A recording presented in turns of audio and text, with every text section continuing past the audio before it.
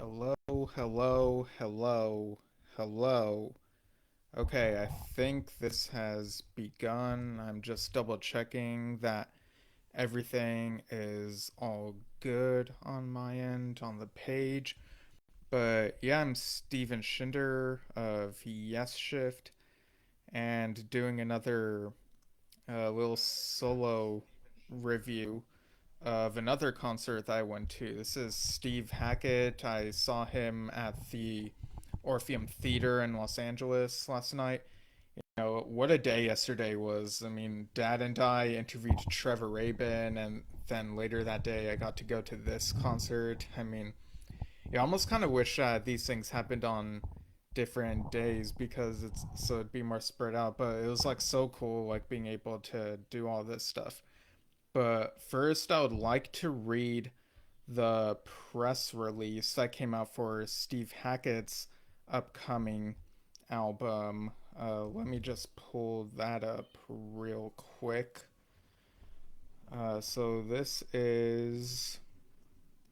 Oh, I actually have it open on my phone. That's why. Right. So this is uh, Steve Hackett, The Circus, and the Nightwhale. Legendary rock guitarist Steve Hackett will release his new studio album, The Circus and the Nightwhale, on the 16th of February 2024 via Inside Out Music, a rite of passage concept album with a young character called Traveler at the center of it. The Circus and the Nightwhale's 13 tracks have an autobiographical angle for the musician who says about his 30th solo release, "I love this album. It says the things I've been wanting to say for a very long time."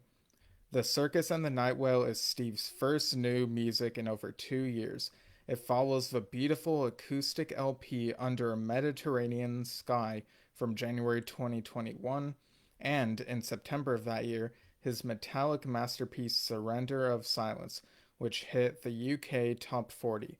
His 2023 live album, Foxtrot at 50 plus Hackett Highlights Live in Brighton, reached number 2 in the rock and metal chart. Steve's new LP promises ballads, blues, blistering progressive rock, and healthy measures of theater and fantasia. Recorded between tours in 2022 and 2023 at the Siren Studio in the UK, with guest parts beamed in from Sweden, Austria, the US, Azerbaijan, and Denmark. The lineup for the Circus and the Nightwhale includes some familiar faces alongside Steve on electric and acoustic guitars, 12-string, mandolin, harmonica, percussion, bass, and vocals. Roger King on keyboards, programming, and orchestral arrangements, Rob Townsend, sax, Jonas Reingold, bass, Nad Sylvan, vocals, Craig Blundell, drums, and Amanda Lamon on vocals. Nick DiVirgilio and Hugo Degenhardt, or is that Degenhardt? I'm not really sure at the moment, return as guests on the drum stool. Engineer extraordinaire Benedict Fenner appears on keyboards, and Malik Manzarov is back with the tar. Finally, Steve's brother, John Hackett, is present once more on flute. The new album will be available to pre order from the 1st of December 2023 on several different formats, including a limited CD plus Blu ray media book, including 5.1 surround sound and 24-bit high resolution stereo mixes, standard CD jewel case, gatefold 180G vinyl LP, and as a digital album. All feature the stunning cover painting by Denise Marsh. Yeah, it's a really great cover painting. Just sh- Let me just show it on my. Look it on my phone, or I don't know. Yeah, it's a really cool. You see the night whale there. You can kind of see reflections, but whatever. Um, yeah, this is a really cool painting here, and Surrender of Silence. Was mentioned in that press release. That was an amazing album, but this one here is Hackett's first concept album in a long while, in nearly half a century.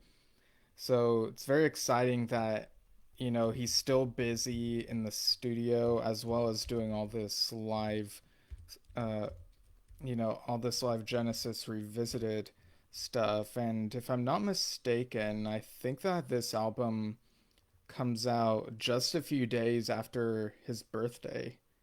Yeah, it does. So, um, I don't think that's a coincidence. So I think that's cool that that's coming out around then. So just a little less than 3 months away. That album, The Circus and the Nightwhale.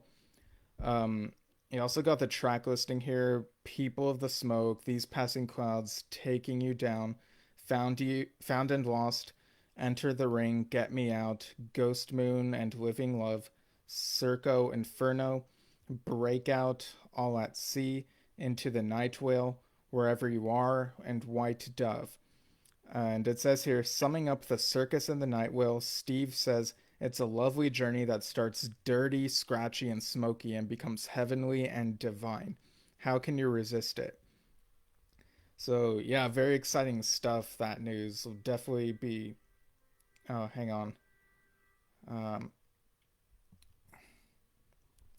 I my volume is all the way up. Like, sorry, just got a text from my dad.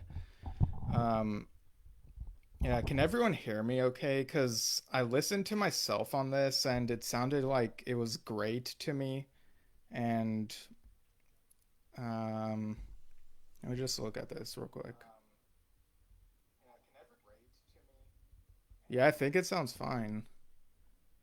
Okay. Um, so yeah, that's happening in just a couple months. And also, I've got this concert that I went to review. So I went to the Orpheum last night. This is the same place where I saw Kansas back in September, I think it was. So it was cool to come back to this again. Um, and the set list, I pretty much knew the set list more or less going in. I listened to the live album that Steve Hackett put out not too long ago, Genesis Revisited, uh, Foxtrot at 50 plus Hackett highlights. That's also the name of this tour. The only thing that was different about this set list was like there was one track in the first set, the Steve Hackett solo material portion where he swapped out one song and then um, that like one of the songs in that set was different from what was in the live album.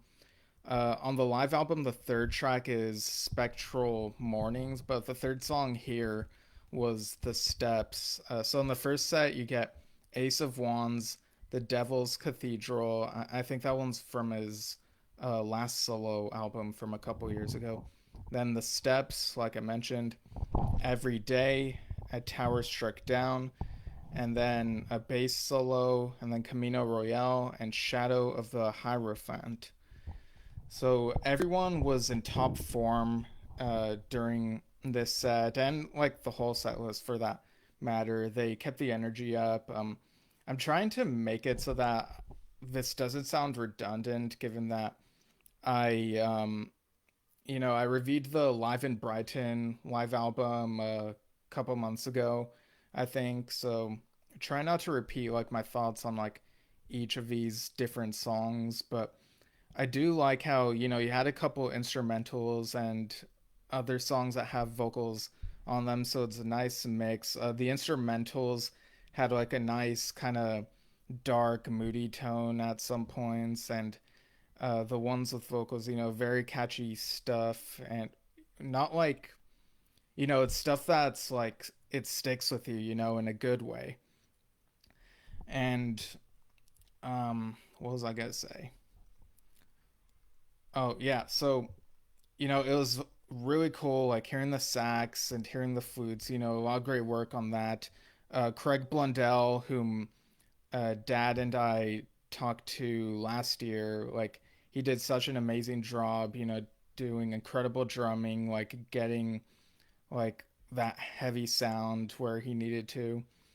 And Steve Hackett was also like he was very top form, of course, and not surprising at all. Um, and I remember after the second song, I think it was, oh no, it was after the first, after Ace of Wands, someone in the audience shouted, "Play Free Bird," and Steve Hackett kind of smiled and he was like, "Oh, this man wants free bird," and I thought that was really funny how he was just rolling with the humor of it all. And the lights throughout the show were amazing. Like right from the get go during Ace of Wands, you get the colorful lights like pointed at this really intricate looking ceiling of the Orpheum Theatre and like going in a circle. And at some point later in the show, the colorful lights that shone on the stage looked kind of like flat Rubik's cubes moving around. So the lights during this show were very, very top notch. Um, and again, I always love the organ sound and stuff like Devil's Cathedral. I think it's cool when stuff that sounds a bit older is used for like more modern stuff. Um, oh, and during the bass solo, during Reingold's solo, um, everyone at one point he encouraged people to clap along, or maybe people clapped along on their own. I don't know. Everyone was like really into it, and someone even shouted out. I think someone shouted, "Play Chris Squire," of course, bassist of Yes, uh, original founding member. I thought that was pretty funny. I think if I'm not mistaken, Reingold has played on something Squire related as a tribute not too long ago, like a few years ago. Um, yeah, I think he did because I vaguely remember talking about something like that. So yeah, the first set was highlights from Steve Hackett's solo career, and then of course the second set was the entire Foxtrot album. Celebrating 50 years of that. I think that one came out in '72, but that tour has like spilled into. I can't remember if it started like toward the end of last year and spilled into this year, or if it started this year and is, but I know it's continuing next year for a bit. But in any case, Foxtrot, a great album. When it comes to the Genesis material, I think I'm more partial to the early to mid '70s stuff. I enjoy the different eras, but I think that's my sweet spot right there. And it began with Watcher of the Skies. Nad did such a great job channeling, that Genesis singer persona in his singing. And during Watcher of the Skies, at the start, they did this effect where like he had something that made it look like he had glowing eyes. I thought that was really cool. He was like, it was dark and he was standing on something, I think, and the glowing eyes. It was really cool. So Watcher of the Skies always gets me pumped. Then we got Timetable, Get Him Out by Friday, Can Utility and the Coastliners, Horizons, and Supper's Ready. And Supper's Ready, of course, is a classic prog epic, and they really did it justice. It was really on point. I have no complaints about it. It was just really cool to see that live in person. Like I said, I've listened to the Live in Brighton live album, so it's a slightly different experience hearing that, in your ears after it's been like, they formatted it for that, and seeing the show itself like not too far, like a little bit of a distance ahead of you. I read somewhere that this theater can accommodate like over 2,000 people. Um, and yeah, Supper is Ready. Like everyone was into it. Like there were, I kept hearing people praise the playing it throughout this concert and the set list. I think there were a couple people in the row in front of me who hugged maybe like a father and a son, maybe the or maybe like relatives of a different sort. I don't know, but the younger person looked like he might have been around my age or maybe give or take a few years. I'm not really good at telling that type of stuff, but people were really into this. And as far as the concert attendees, you had people wearing Genesis t-shirts, and also like Steve Hackett Genesis Revisited t-shirts.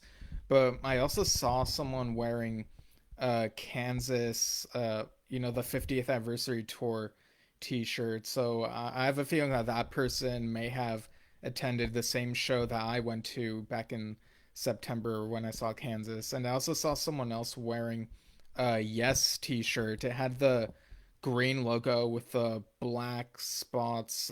I think that's close to the Edge 50th anniversary, if I'm not mistaken. But it's kind of an interesting thing. Maybe this is a common thing for rock concerts in general. People would wear shirts that are from like pretty much any rock band, even if it's nothing to do with the one they're seeing. Or maybe this is like a thing where, it's all prog, so just bring prog shirts and they're good conversation starters. Um, yeah, I don't really know how common that trend is personally, but it's something that I'm noticing. At least I've noticed it here and at the Peter Gabriel concert back in when was that? Early October or something. Um, so yeah, and for the encore, they played Firth Fifth, and then Craig did an amazing drum solo. Playing, uh, like pretty much doing like a little segue into Los Santos, and then I think they played Squonk after that, if I'm not mistaken. They may have like there are some bits of the set list where I'm trying to like remember like because I'm looking at this the set list for last night posted online, and for some reason I thought that the steps and a tower struck down were in each other's places last night, but I may be misremembering. But um yeah, I just had to like look at this to refresh my memory. At the beginning of the show they told people to uh not use their cell phones because it could be too distracting. And I feel like I've mentioned in the past, there are some instances where something like that would be helpful, if the band doesn't want that to be a thing. Of course, there were some people here and there who like uh, snuck out their phones, and it was, yeah, so, you know, strange stuff like that. But yeah, I feel like an announcement like that is at least helpful to let audiences know, like, hey, this is what the band wants, type thing, so people can be on the same page. But of course, the way people take it is gonna vary, I guess. But yeah, at the very end of this show, everyone was like, during the encore, people were like standing and like clapping along, like standing ovation and whatnot. Like it seemed like the whole house was really impressed. This is a really top notch show.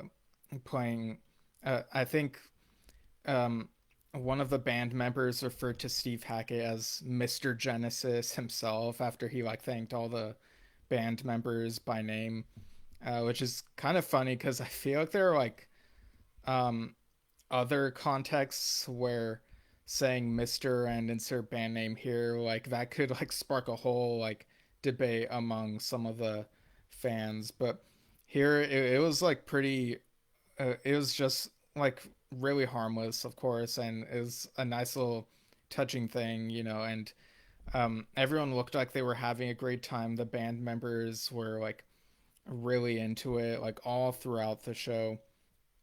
And at some point, Steve mentioned that this was the last show of this current North American tour, and he mentioned how playing in a band felt, back in the 70s felt really different once they got to the Roxy in Los Angeles. And if I think it was there, but um, saying how it felt like they had really made it when they got there. I guess it's like a different atmosphere there and in Los Angeles, maybe, at least from like his perspective. So it was very nice that he, was pretty much thanking the audience and for attending, and there are just great vibes all around at this show, and I'm really glad that I was able to attend this. Um, like, I don't know, like what else I could really add. Like, I have like no notes, no complaints about anything in this show. I do kind of wonder if maybe the people who, I consider myself a Genesis fan. I've listened to all the albums and some of the live albums, maybe all the official ones. But I do wonder if other Genesis fans who are maybe more steeped deep into the band to the point where they can list every song off every album and have listened to everything a million times. I kind of wonder if they would have a slightly different perception of shows like this, or if they're like just as impressed as me and a lot of the other people there seemed to be. As I was walking out and um, ready to go home. Like everyone was walking out. I could like sort of overhear people talking positively about the concert and like what a great way to end this North American tour. Now, I know that he's continuing this Foxtrot at 50 plus Hackett highlights thing for a little longer. I'm just got the tour dates pulled up. Let's see, October, November. That just ended. January 2024, he's got two acoustic shows at Trading Boundaries. And then, that's in England. And then late at the end of that month, I've got Steve Hackett joins Dejabe for the Jazz Open Festival show in Bodo, Norway. And then in March, he's on Cruise to the Edge. That's from March 8th to 13th. And then March and April 2024, yeah, continuing Foxtrot at 50 plus Hackett Highlights North America tour. It looks like that one is more on the East Coast. And then in July, July is where he's going to be switching gears. So the title for the July tour, there are only three shows listed for July at the moment. They're in the Netherlands. And then this is Steve Hackett, Genesis Greats, Lamb Highlights, and Solo European Summer Tour. And then later in October, he's continuing that, Genesis Greats, Lamb Highlights, and Solo. And this is going to be in the UK from October 2nd to October 23rd. It looks like there's at least a dozen dates there in the UK for that one. And I assume he'll bring that to North America sometime after that, maybe in the winter or early 2025 or something. I guess it's a matter of whether he'll do West Coast first or East Coast first. Maybe West Coast first because it'll have been longer since he's been here than to the East Coast at that point. Um, but yeah, The Lamb Lies Down on Broadway, a great album. It's an hour and a half, so it's a really big ask to, um, or a really big request to have a band, like any band, play that entire album. And it's Steve Hackett. He's not just Genesis. He's got um a solo discography of a lot of great material. So I feel like playing the entirety of Lamb Lies Down on Broadway would really lessen the room that he would have had to play the Steve Hackett solo material. So it's understandable that's just Lamb highlights. I guess it's a question of which songs might be chosen for that, to sort of play an abridged version of Lamb Lies Down on Broadway. It's kind of like how several years ago, Yes played just two sides of Tales from Topographic Oceans because they're playing that as well as the entirety of Drama. So it's perfectly understandable that's just Lamb highlights. But something I'd be kind of curious to see somewhere down the line is, if Steve Hackett would want to maybe flip the formula. So, like, have one set that's the entirety of one of his solo albums, and the next set be Genesis highlights, maybe some deep cuts, like focus on those, or maybe they would include like a few of the songs that like everyone knows which that he's played on. There could be a balance struck there, but yeah, like I get that these Genesis albums, celebrating their 50th anniversaries, more or less, maybe give or take a year, depending on when you see these shows. But his first solo album is also turning 50 soon in October 1975, Voyage of the Acolyte. So I kind of wonder if maybe he would do something with that where he plays the entirety of that and then Genesis highlights, or like I mentioned at the top of the show, he has a new album coming out, the Circus and the Nightwhale, and I'm not quite sure how long that album is, but well, maybe look at the formats again would give a clue. So we know that it's going to be I'm trying to see where it says like if it says like the numbers of LPs again. Um, okay, it just says Steve's new LP. So I assume it's maybe 40 minutes or so. I could very well be wrong, but I do kind of wonder if maybe sometime down the line he might want to try playing that in its entirety. Um, but yeah, I don't know. I don't know. But it's just something I'm kind of curious about, like whether he's ever considered doing something like that, playing the entirety of one of his solo albums and Genesis highlights, or maybe one of his albums and one specific Genesis album. Um, let me know what your thoughts on that are if you have any. So, um, yeah, but bottom line, this was another fun concert. It might be my last concert for this year.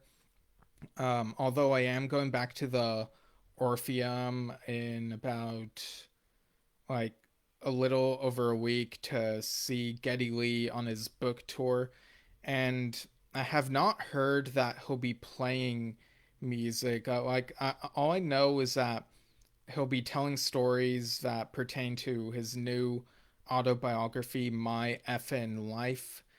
Um, but hey, if there's a little bit of music, I guess that'll be a surprise. But I'm basically anticipating that it'll just be Geddy Lee talking, and there's gonna be a Q&A. So, and that's just enough to satisfy me. I think this will be a real cool thing to attend.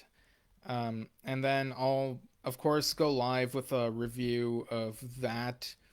I'm planning on going live November 29th to talk about that sometime in the morning. I'm going to say for now tentatively 9 a.m. Pacific. So I'll go live on facebook.com/Yesshift, and then this will be on YouTube and the podcast platforms an hour or so after that. And then um, later that day, um, Dad and I will be reviewing the John Wetton box set, An Extraordinary Life. So that'll be at 6 p.m. Pacific, if I'm not mistaken. Let me just make sure I got that right. Because I'm pretty sure I do, but just to be safe. Yeah, 6 p.m. Pacific. So that morning, I'll be talking about My Effin' Life, and then later that day, we'll be talking about An Extraordinary Life. So go figure. Yeah, hope everyone enjoys this coming week, and we'll see you all next week. Talk about both of those things. That should be a lot of fun. And yeah, like I said, go listen to Live in Brighton. That Steve Hackett live album if you haven't already. And also, very much looking forward to the Circus and the Nightwhale, and to be able to talk about that after giving it a listen. So, yeah, thanks everyone, and see you all soon.